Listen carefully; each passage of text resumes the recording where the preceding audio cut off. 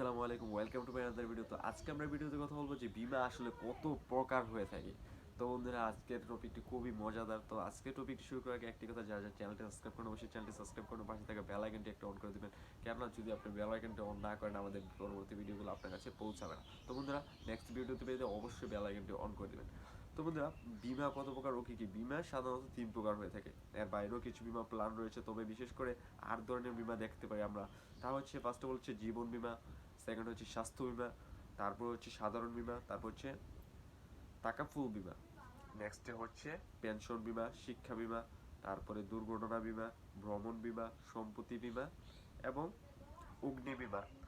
এবং 11 নম্বরে রয়েছে ঘরের বীমা, গাড়ির বীমা বা ব্যবসায়িক বীমা, ফসল বীমা। মোট 14টি বীমা রয়েছে।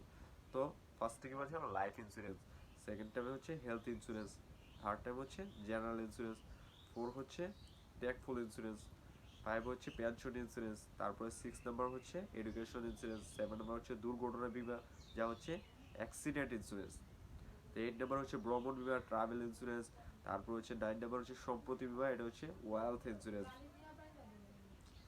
তারপর হচ্ছে অগ্নি বীমা যা হচ্ছে ফায়ার ইন্স্যুরেন্স, ঘর বীমা হচ্ছে হোম ইন্স্যুরেন্স, গাড়ি বীমা হচ্ছে কার ইন্স্যুরেন্স, ব্যবসায়িক বীমা যা হচ্ছে বিজনেস ইন্স্যুরেন্স এবং ফসল বীমা হচ্ছে হারভেস্ট ইন্স্যুরেন্স।